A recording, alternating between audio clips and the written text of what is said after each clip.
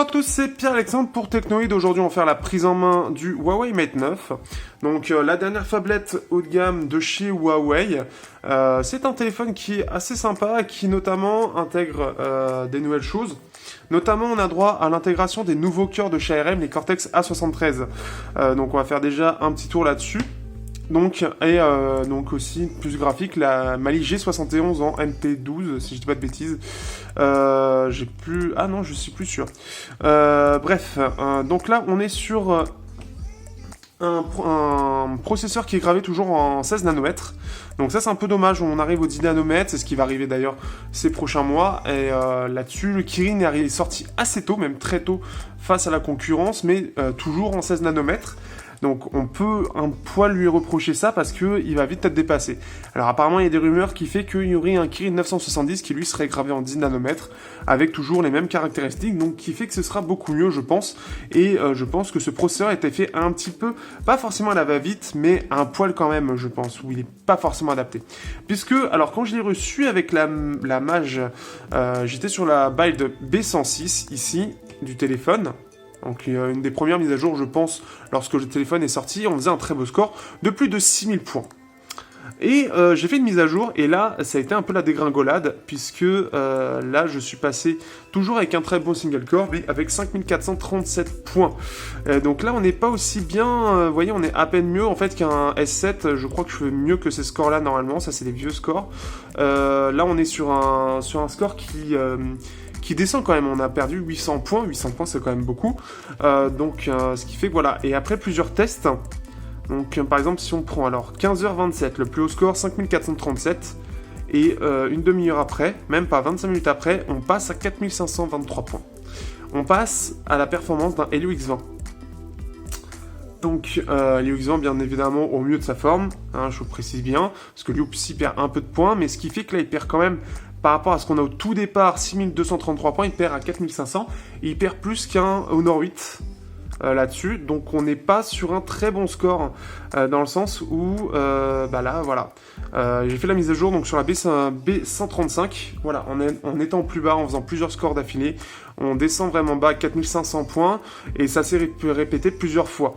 Donc ça, le truc, ça veut dire qu'en plus de ça, on est sur une version 6 pouces du téléphone, et qu'il a du mal à être stable. Donc ça veut dire quand même que là on a un petit... C'est-à-dire que c'est pas très bien, très... Comment expliquer ça? Ils n'ont pas fait du très bon taf par rapport à leur ancien processeur. Le Kirin 950 était très très bon, mais là on a perdu un petit peu. Il y a aussi sur la mémoire où il y a une... Alors je connais pas la mémoire du Honor 8, donc n'hésitez pas si vous avez un Honor 8 à me faire un petit benchmark via Androbench justement, pour me dire ce que vous avez comme score. Mais voici ce que j'ai comme score et que je trouve assez ouf, surtout dans le côté lecture. La lecture, on est à 526 mégabits par seconde, après 138. 138 c'est correct, enfin c'est ce qu'on a habituellement, mais 526 c'est énorme, c'est 2 fois plus que ce qu'il y a sur un Snapdragon 820 qui a déjà une excellente mémoire, ou que sur le Exynos 8890 du S7. Donc là, on est sur un score énorme, ce qui peut expliquer en fait notamment ses grandes performances pour ouvrir les applications, etc. C'est qu'il a un côté lecture qui est absolument dingue. Donc ça, c'est un peu la chose que je voulais parler.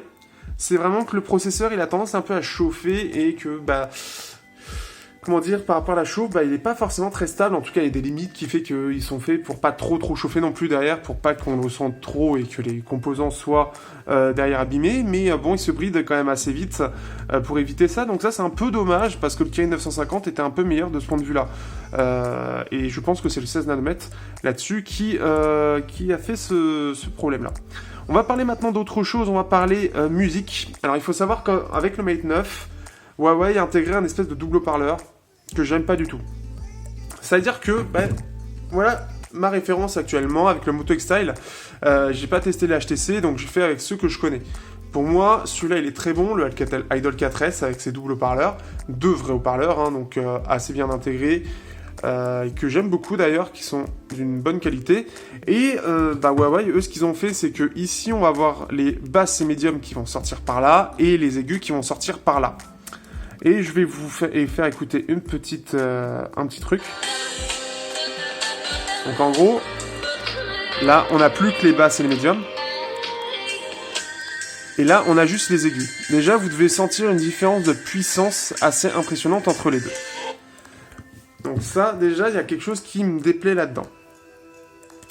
Ensuite, nous allons le refaire ici. On va le remettre à peu près au même endroit.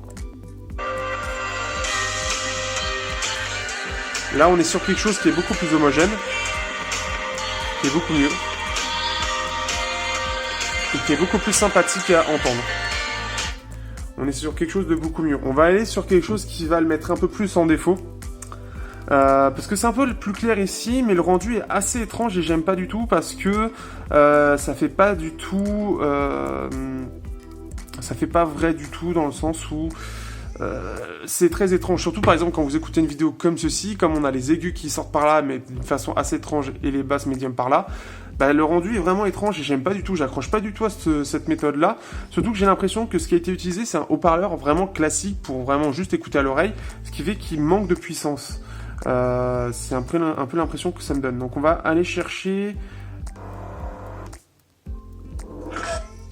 Alors là forcément on va en enlever un, hop. Comme ça ce sera plus simple. Donc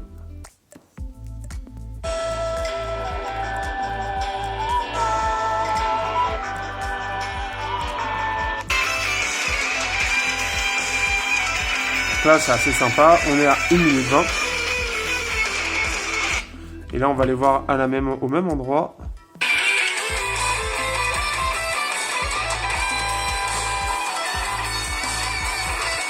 Là, ça s'en sort plutôt bien, ça sera peut-être un peu mieux, peut-être qu'il s'est un peu débridé depuis le temps, mais il n'empêche que le rendu est assez étrange, et surtout quand on va être en mode paysage, ou quand on écoute des vidéos, etc., où le rendu va être vraiment étrange. Je vais juste faire écouter la différence. Et là, on sent vraiment qu'il manque vraiment de puissance de ce côté-là.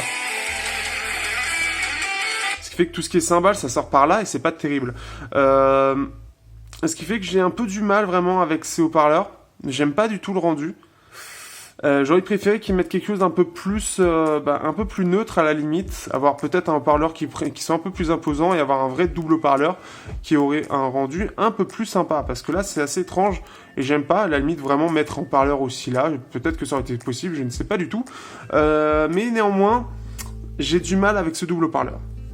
Dernière chose, on va parler de l'appareil photo. Pour terminer un peu cette prise en main un peu rapide, parce qu'après le reste, ça va être développé, mais il y a beaucoup de bonnes choses. C'est plutôt justement la photo qui m'a un petit peu qui m'a un peu chagriné, dans le sens où j'étais un peu déçu, parce que je m'attendais à mieux que ça. Pour rappel, j'ai eu le S7 Edge et j'ai eu le Asus Zenfone 3 Deluxe, qui n'était pas forcément mieux, avec pourtant beaucoup plus de mégapixels, mais s'en sortait bien, et même de nuit. Sauf que de nuit, ici, normalement, par exemple, ici, j'avais éteint, on ne voit strictement rien, mais on aurait dû voir la lueur, un tout petit truc de lumière de chevet. Avec le Zenfone 3, qui coûte seulement 300 €, qui n'a pas le capteur dernière génération, etc., qui a ni une focale très, très grande, il arrive à la voir.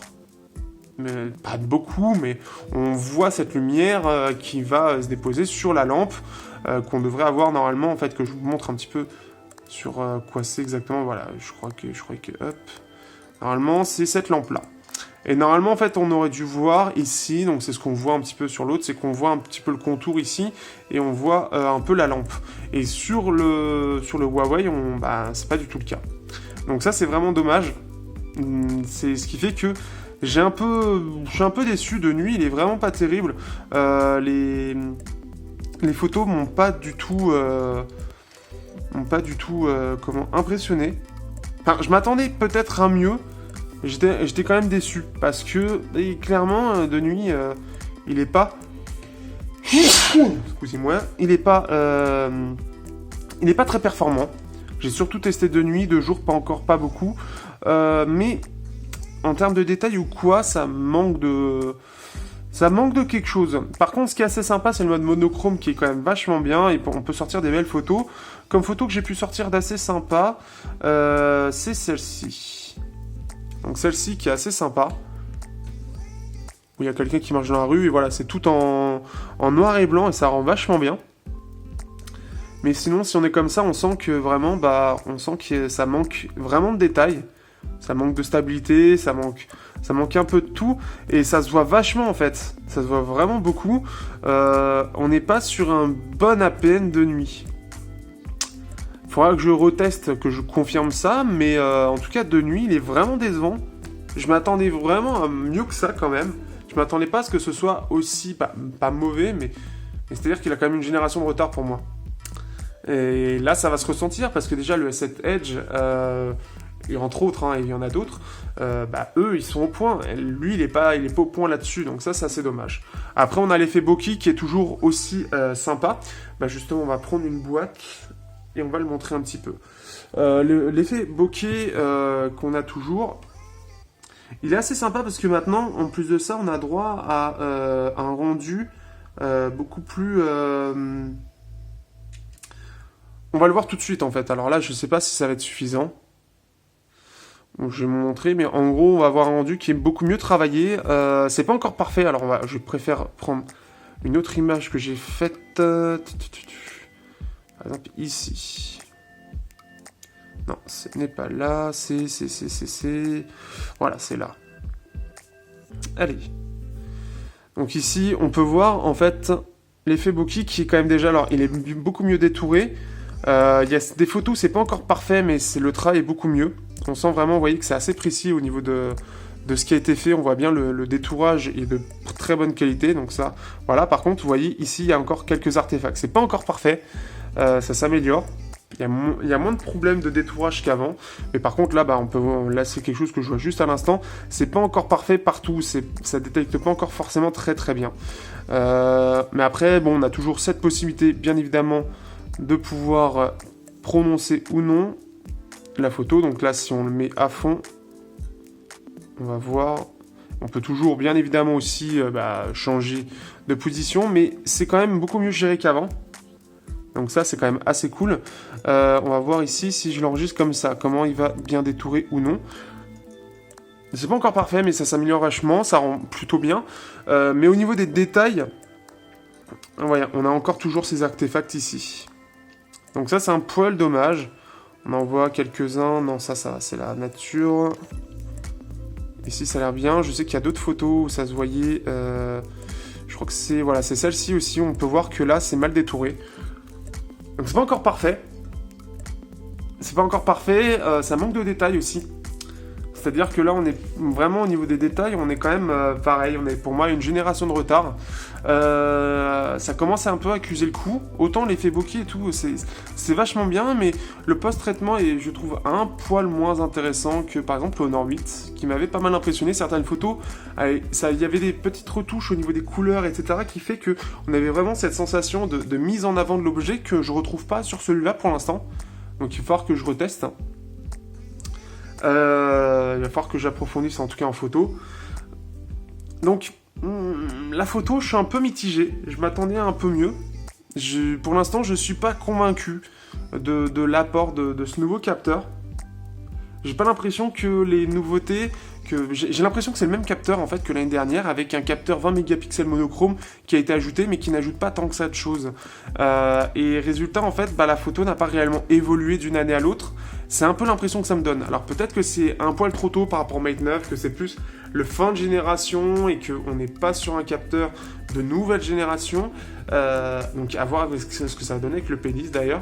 Mais on est sur quelque chose d'un peu décevant sur la photo. Je m'attendais un peu mieux quand même. Peut-être que je commence à m'habituer au haut de gamme. Mais on n'est pas sur quelque chose d'encore parfait, je trouve. Ça reste tout à fait correct, mais c'est un peu derrière les ténors actuels. Donc à vérifier, ça c'est quand même quelque chose, je répète, que je dois vérifier. Je vous mets dans la description un album photo où je mets toutes les photos. Vous pouvez vous faire votre propre avis. Comme ça, vous aurez déjà une idée de votre côté de ce que vous pouvez dire. Est-ce que pour vous c'est suffisant? Est-ce que peut-être que j'en demande trop? C'est possible aussi, mais bon... Comme je vous dis, j'étais plus impressionné du Honor 8 que celui-là. Celui-là, il me déçoit. Et donc après, le reste, ce sera au cours du test, justement, où je vous dirai tout sur la jack qui m'a bien étonné, par contre. L'autonomie, le capteur d'empreinte, l'écran, mais bien évidemment c'est un Mate, les derniers Mates sont très bons, et là-dessus, ça va continuer dans ce sens-là, bien évidemment. Sur ce, je vous dis à bientôt pour un prochain test, pour le test du Mate 9. N'hésitez pas à commenter, liker, partager. sur les réseaux sociaux pour me faire connaître, hein, évidemment. Je vous dis à bientôt pour le test.